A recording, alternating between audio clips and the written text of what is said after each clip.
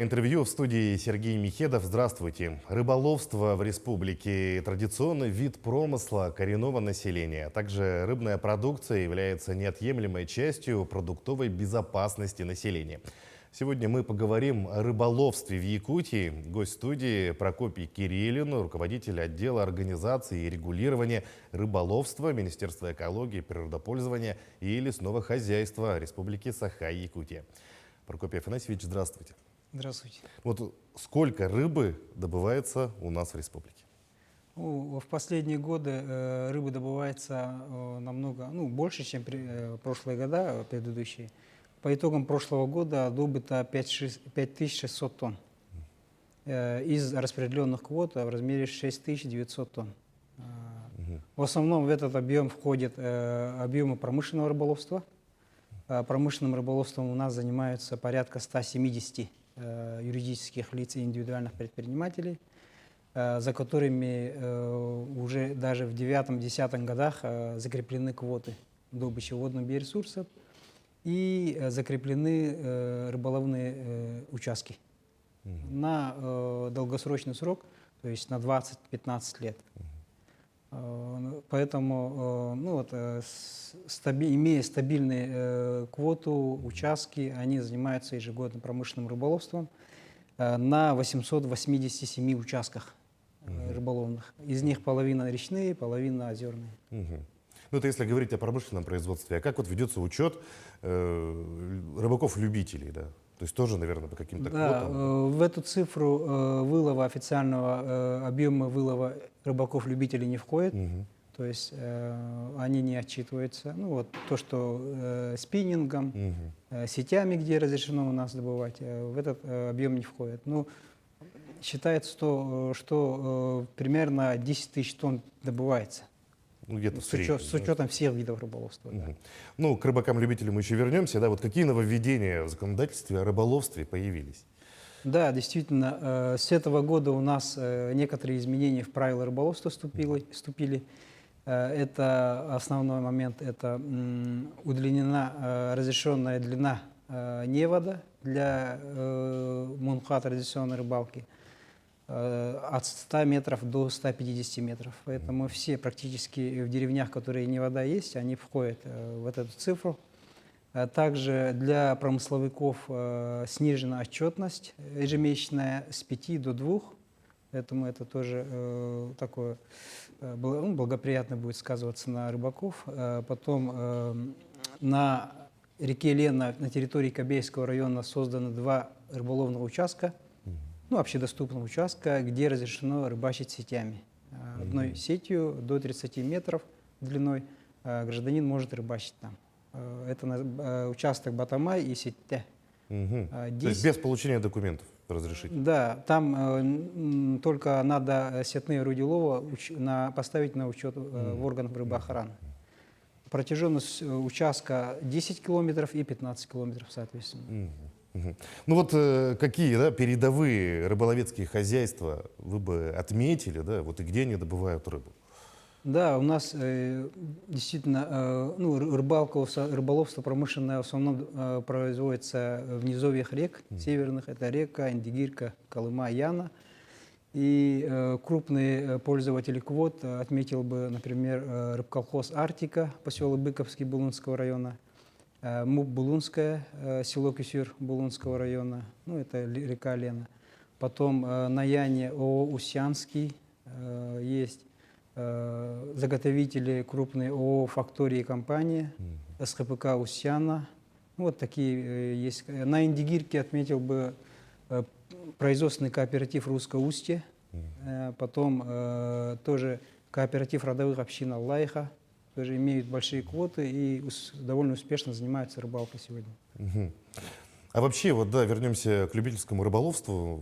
Насколько сегодня вообще оно развито? Много ли у нас любителей рыбалки?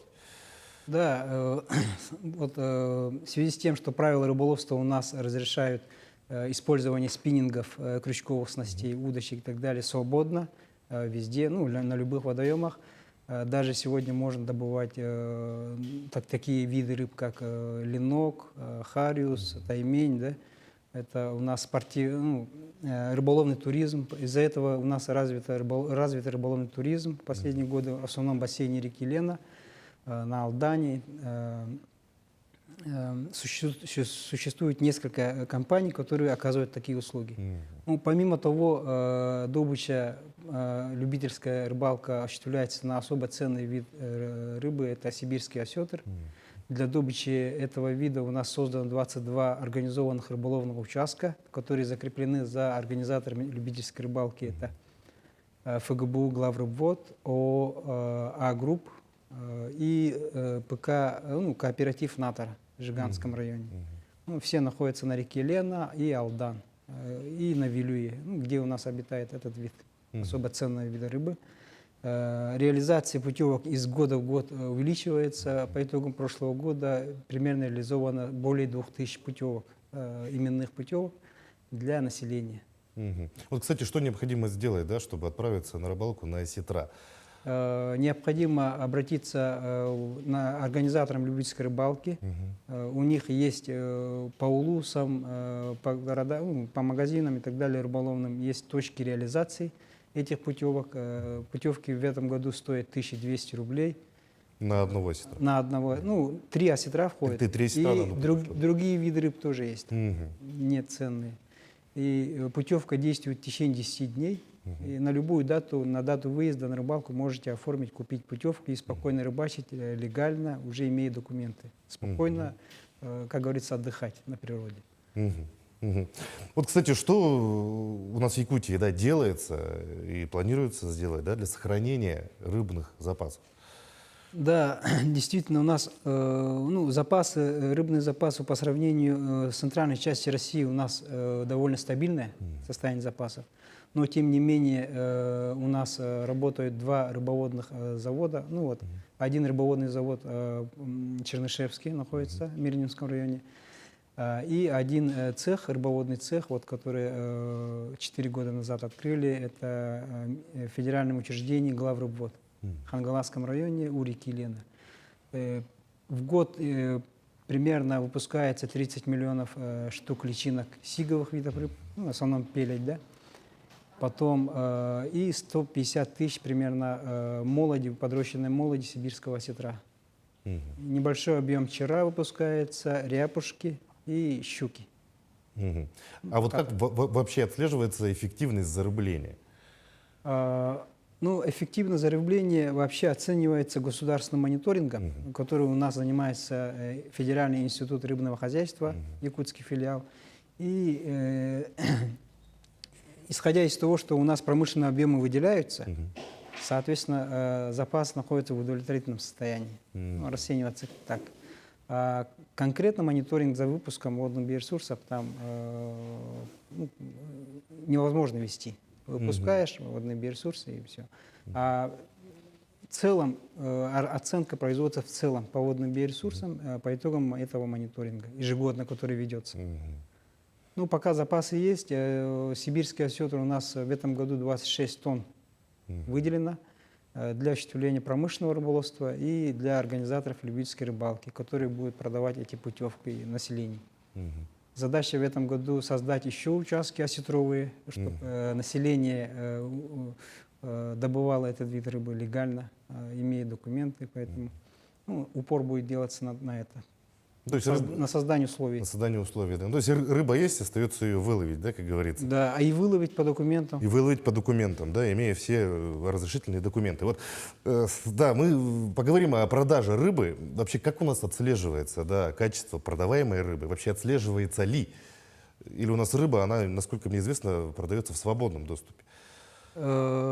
Насчет качества последние годы на основных рыболовных участках, да, качество рыбы намного повысилось.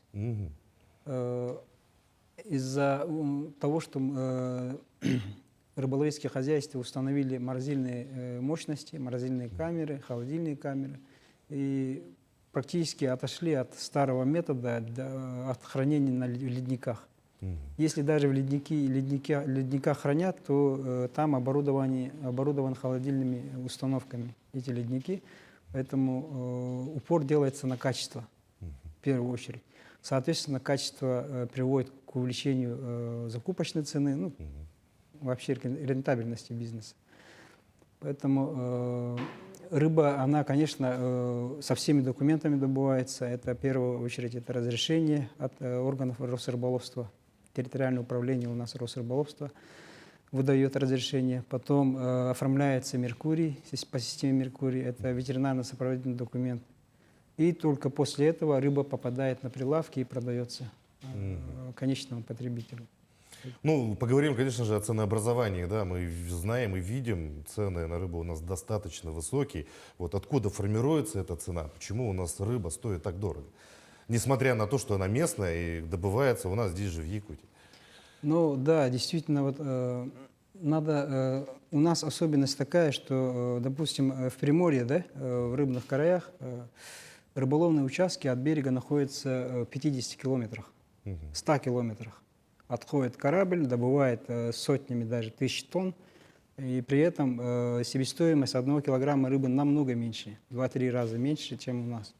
А у нас рыболовные участки в среднем от Якутска, от основного места реализации рыбы, находятся 1500-2000 километров расстояния.